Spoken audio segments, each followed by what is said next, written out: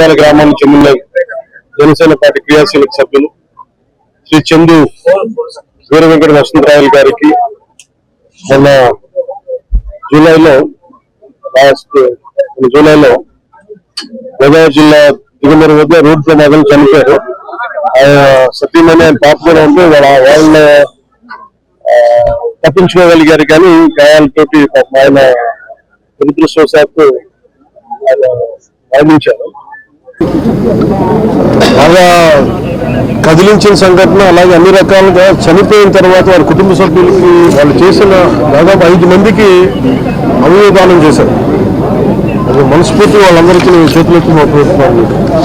ఇది చాలా అరుదుగా చనిపోయిన పుట్టుడు దుఃఖాన్ని గుండెల్లో పెట్టుకొని కూడా అవయవదానం చేసినందుకు వారి కుటుంబానికి, ముఖ్యంగా వారి సతీమణికి, వారి అబ్బాయికి మనస్ఫూర్తిగా ధన్యవాదాలు, అభినందనలు ధన్యవాదాలు తెలియజేస్తా ఉన్నాం. అభినందనలు దేనికి అని అంటే, పుట్టుడు దుఃఖాలను మనసులో పెట్టుకొని కూడా ఎదురుగా మన తండ్రి తండ్రిగా ఒక బిడ్డలకి, భర్తగా ఆవిడికి, సతీమణికి అవన్నీ పుట్టుడు దుఃఖాన్ని గుండెల్లో పెట్టుకొని కూడా అవయవదానం చేయడం అనేది అసలు నిజంగా అది ఊహించలేనిది. ఇది ప్రత్యేకించి నేనే వద్దామని మొన్న నుంచి ప్రయత్నం చేస్తాను. దానికి ఈరోజు కుదిరింది. మనస్ఫూర్తిగా వారికి చనిపోయిన దానికి వారికి సంతాపాన్ని కూడా తెలియజేస్తా ఉన్నాను. అలాగే హైదరాబాద్లో అకౌంటెంట్గా ఉద్యోగం చేస్తూ కుటుంబం కోసం మళ్ళీ ఇక్కడికి వచ్చి ఇక్కడ స్థిరపడినందుకు ప్రభుత్వం తరఫు నుంచి కూడా మేము ఆదుకుంటామని తెలియజేస్తాను.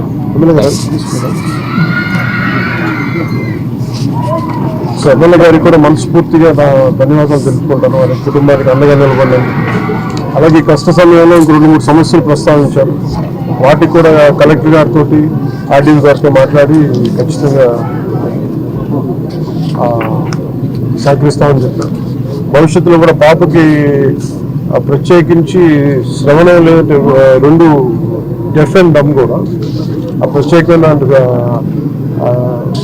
పరిస్థితుల్లో ఉన్న పాప. అందుకే నేను ఏమన్నానంటే, టీటీడీ శ్రవణం అనే ఒక ప్రాజెక్ట్ ఉంది.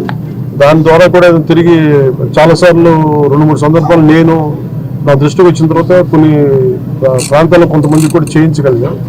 అలాగే పాపకు కూడా తిరిగి వినిపించేలాగా దాని టీటీడీ సహకారంతో చేద్దామని వారికి అది కూడా తెలియజేశాం.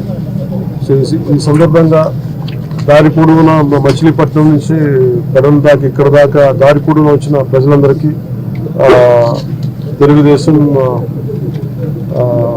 మద్దతుదారులందరికీ, ఎమ్మెల్యే గారికి, అలాగే జనసేన నాయకులకి, కార్యకర్తలకి, ప్రజలందరికీ కూడా, మద్దతుదారులందరికీ కూడా ప్రత్యేక